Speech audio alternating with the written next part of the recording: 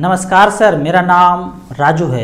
इस वीडियो में आज बताएंगे कि बेस्ट मिड कैप कैटेगरी में आपको इन्वेस्ट करना है और लंबे समय तक इन्वेस्टेड रहना है तो कौन कौन से फंड में इन्वेस्ट करना चाहिए। तो यहाँ पे पहले तो एक रिकॉर्ड देखते हैं कि वन टाइम में पिछले 10 साल का अगर रिकॉर्ड देखा जाए तो एवरेज रिटर्न 17.76% का रिटर्न दिया है और एसआईपी ने 16% का एवरेज रिटर्न दिया है। मेरे से अगर पूछेंगे कि कौन कौन से मिड कैप कैटेगरी में पैसा इन्वेस्ट करना चाहिए तो मैंने जो चूज किया है SBI mid cap, HDFC mid cap, Kotak emerging equity, axis ICICI का मिड कैप और सबसे फेवरेट मेरा जो सबसे पुराना फंड है निप्पॉन ग्रोथ फंड, पहले इसका नाम रिलायंस ग्रोथ फंड हुआ करता था। तो यहाँ पे देखते हैं पहला जो 10 लाख रुपया 10 साल पहले किसी ने इन्वेस्ट किया तो यहाँ पे इस तरह से रिकॉर्ड है कि 2012 से लेकर 2022 तक टॉप का जो फंड है इडलवाइस है, फिर कोटक है, फिर एसबीआई है। तो एसबीआई का बात करते हैं। एसबीआई में 10 लाख का वैल्यू बनाया है 58 लाख रुपया 19% के रेट से। मैं हमेशा बोलता भी हूँ कि आपको बैंक रिलेटेड म्यूचुअल फंड में पैसा लगाना चाहिए सेफेस्ट चलने के लिए, लंबे समय में चलना है। तो कौन कौन सा bank? SBI, ICC, HDFC, axis, ये सब बैंक वाले हैं, कोटक हैं, बैंक वाले एएमसी हैं। तो वहाँ पे आप इन्वेस्ट कीजिए, ज़्यादा अच्छा रहेगा क्योंकि अपने आप में बैंक इतना बड़ा है और म्यूचुअल फंड उसी का पार्ट है। तो उसी में मैं हमेशा यही बोलता हूँ कि बैंक वाले एएमसी में कीजिए। तो सबसे टॉप का जो इडलवाइज फंड है इसने बना दिया कितना 10 लाख का पिछले 10 साल में 62 लाख रुपया 20% के रेट से। लेकिन एवरेज का अगर बात किया जाए कि हम सब जगह लगा दिए 1-1 लाख रुपया, तो एवरेज जो मिला है 10 लाख का वैल्यू 51 लाख रुपया मिला है 17% की रेट से पिछले 10 साल में। वही अगर एसआईपी का बात करें कि 10,000 रुपये पर मंथ का एसआईपी किया पिछले 15 साल में, 10 साल में एसआईपी का टाइम कम है। एवरेज अगर 10 साल का देखा जाए तो 5 साल ही हुआ क्योंकि हर महीने पैसा जमा कर रहे हैं। तो 10 साल में तो निगेटिव भी रिटर्न देखा गया है कि आपने जमा किया 1-2% या निगेटिव भी है। 15 साल का ड्यूरेशन है कि अभी तक का ऐसा बवंडर नहीं हुआ है धरती पे कि 15 साल में भी एसआईपी निगेटिव हो जाए। तो 15 साल का अगर रिकॉर्ड देखते हैं 2007 से लेकर 2022 तक, पहला फंड का नाम है HDFC mid cap opportunity. 34,000 crore का एयूएम, बम्पर एग्जाम जो है इसके पास एयूएम जो है 34,000 करोड़। हम देशवासियों ने 34,000 करोड़ यहाँ पे पैसा लगाया है। पुराना फंड है 2007 से लेकर 2022 तक, 10,000 रुपये पर मंथ। पिछले 15 साल में कितना जमा हुआ? साल का 1,20,000 हुआ। तो 15 साल किया 12, 15, 18 लाख जमा किया। 18 लाख का 83 लाख रुपया बना है 18% की रेट से। अगर एसबीआई फंड का बात करते हैं, यहाँ पे एसबीआई मैग्नम मिड कैप, इसमें 10,000 रुपये पर मंथ जमा किया। एयूएम कितना है इसमें? 8100 करोड़। 2007 से लेकर 2022 तक जमा किया 18 लाख, वैल्यू है 75 लाख 17% की रेट से। अगर एवरेज का बात किया जाए, कैटेगरी एवरेज, तो 69 लाख रुपीज यहाँ पे बना है 18 लाख का वैल्यू। 16.45% का रिटर्न यहाँ पे जनरेट करके एसआईपी ने दिया है। अब मैं ये बोलता हूँ कि 2-2 हज़ार रुपया सब में इन्वेस्ट कर दीजिए। जैसे ही मैं बोलता हूँ कि 2-5 मिड कैप में कर देंगे तो बवंडर सा क्वेश्चन आता है, खड़ा हो जाता है कि ओवरलैप हो जाएगा। ये ओवरलैप बात मुझे समझ में नहीं आता है। मैं यहाँ पे 2 फंड का नाम लेता हूँ, एसबीआई और HDFC.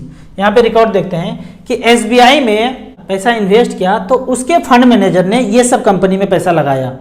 Tube investment, page industry, Crisil limited, Sheela foam, इस तरह से करके फंड में पैसा लगाया। अब एचडीएफसी का बात करते हैं। एचडीएफसी मिड कैप में देखते हैं the Indian hotel, max health care, Bharat electronics, इस तरह से करके एचडीएफसी ने पैसा लगाया।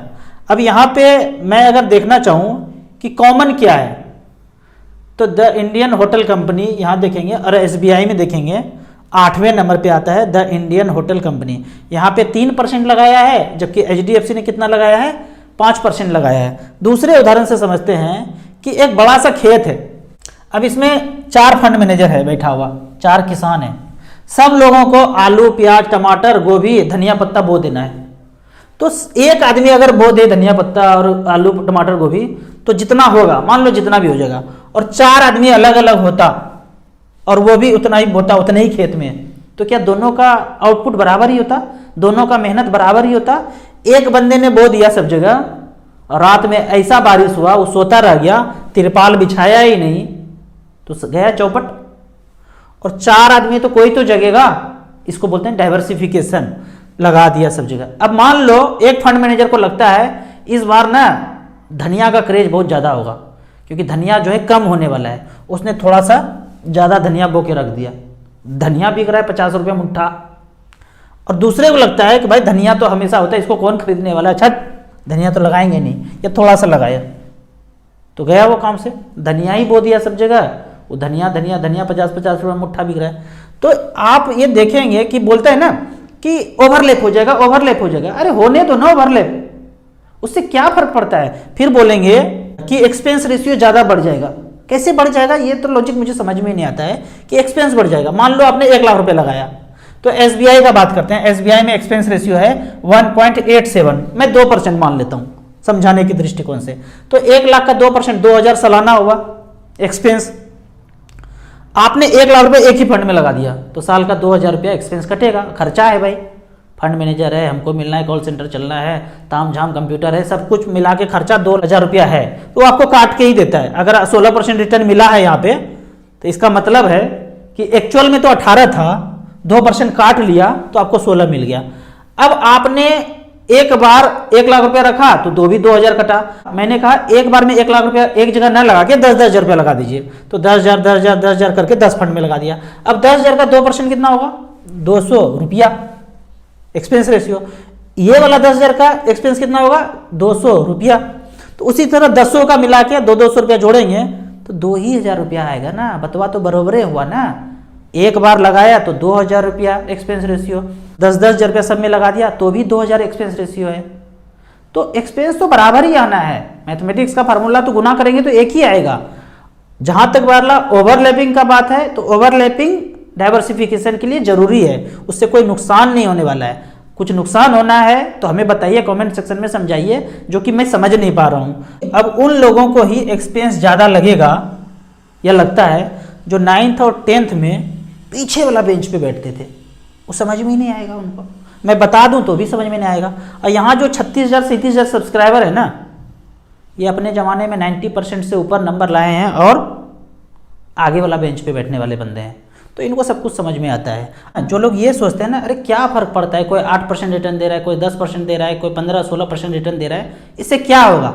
होता क्या है ना, हम सोच ही नहीं पाते हैं, हम सोचते हैं 1 साल 2 साल का बात, लेकिन आगे अगर सोचेंगे ना लंबा समय के लिए, फिर आपको समझ में आएगा, दिमाग का खोपड़ी का ब्लूटूथ ऑन हो जाएगा। अच्छा ऐसा हो सकता है क्या, एसआईपी के सेक्शन में गए, 10,000 रुपये पर मंथ 15 साल तक 16% का एवरेज रिटर्न मिला है, तो वही कैलकुलेट करूँ तो टोटल जमा होता है 18 लाख, वैल्यू होता है 74 लाख रुपया। नहीं 16 मिले, अगर 12 भी मिलता है तो कितना होता है, यहाँ पे देखते हैं 18 लाख का वैल्यू 50,45,000 रुपया होता है 12% के रेट से। यही पैसा बैंक, पोस्ट ऑफिस, सेफर जगह लगाते हैं और 7% के रिटर्न से मिलता रहे तो 50 लाख की जगह 31 लाख रुपया बनता है, 31-32 लाख रुपया मिलेगा। यहाँ टैक्स भी आपको 30% या 20% देना है और वहाँ म्यूचुअल फंड में हमेशा 10% देना है।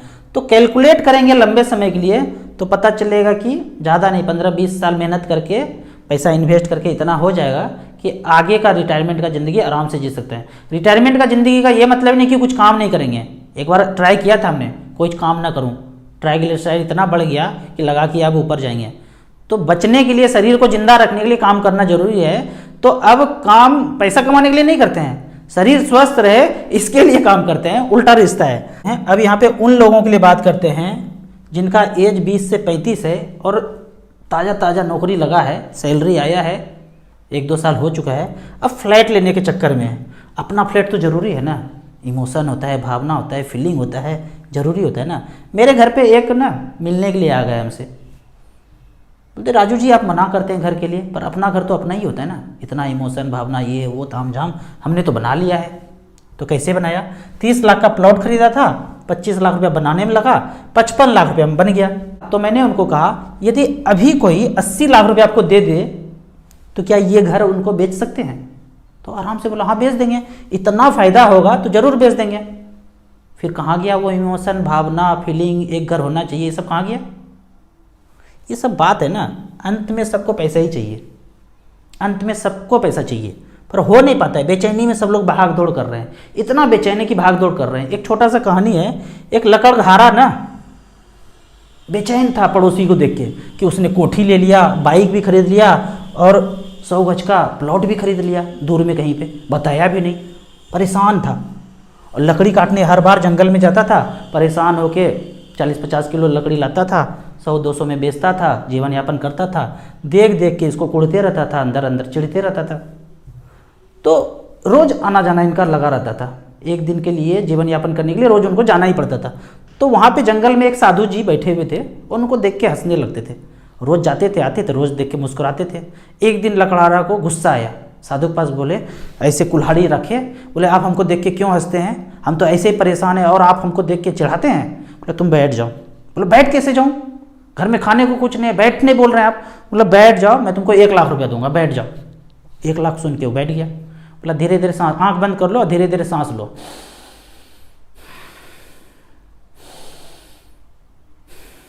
लिया 2-4 बार। बोला कितना देर लेना पड़ेगा। बोले 1 घंटा बैठो, दूंगा 1 लाख रुपया। शांत हो जाओ, कुछ मत सोचो, उसको कोठी है, बंगला है, कार है, गाड़ी है, सब भूल जाओ, धीरे हो जाओ, सांस को थोड़ा हल्का कर दो। लेने लगा, उसको सुगंध आने लगा। बोला बाबूजी यहाँ तो कुछ आसपास चंदन का लकड़ी लग रहा है हमको, इतना सुगंधित। बोला पता चल गया, मिल गया 1 लाख रुपया, जाओ थोड़ी देर, यहीं तक आते थे ना, लकड़ी काट के चले जाते थे, थोड़ा सा आगे जाओ। थोड़ा सा आगे गया, चंदन का लकड़ी ही लकड़ी भरमार काट काट के ले गया। एक एक दिन में 1-1 लाख रुपया कमाने लगा, उससे कहीं ज़्यादा अमीर हो गया, गांव का सबसे ज़्यादा अमीर व्यक्ति बन गया। तो कैसे हुआ, शांति से रहना है, धूप में बैठना है, 700 ग्राम धीरे धीरे फल खाना है, अपने आप आ जाएगा, पैसा बरसने लगेगा। ये खोपड़ी को ना शांत रखना है, जितना शांत रखेंगे अपने आप आएगा। अभी क्या है, हम पैसे के पीछे भाग रहे हैं, नहीं भागना है, शांत रहना है। इस कहानी को हमेशा ज़िंदगी में याद रखना है। आप देखेंगे यहाँ पे रिकॉर्ड कि ये घर घूर सब बाद में करेंगे, जब फाइनेंशियल फ्रीडम पा लेंगे। तो यहाँ देखते हैं कि 50 लाख रुपया का जो जवान लोग हैं ना, अभी सैलरी हुआ है और बयाना देने के लिए तैयार है 4-5 लाख रुपया, 50 लाख का फ्लैट, कोटक का बात करते हैं या SBI मैग्नम का बात करते हैं, पिछले 10 साल में 2,98,00,000 रुपया और 2,91,00,000 रुपया बनाया है इस 2 फंड ने। एवरेज का बात कर लेते हैं, हमको नहीं पता है अच्छा कौन खराब कौन, तो एवरेज का 50 लाख का वैल्यू 2,98,00,000 रुपये बनाया है 17% के रेट से। आप जो फ्लैट खरीदने जा रहे हैं वो भावना नहीं घुसा रहे हैं वहाँ पे, ऐसा आपके खोपड़ी में ऐसा चल रहा है कि ये फ्लैट ना करोड़ों का हो जाएगा, फिर तो मज़ा ही आ जाएगा। बिल्कुल मज़ा नहीं आएगा।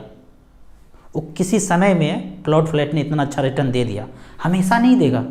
ये फंड हमेशा देता आया है, अभी भी दिया है, पीछे भी दिया है और आगे भी देता रहेगा। लंबे समय तक रिमेन इन्वेस्टेड यहाँ पे रहना पड़ेगा। तो इस तरह का पैसा अगर हो सकता है तो खोपड़ी में बेचैनी पालने का कोई मतलब नहीं है।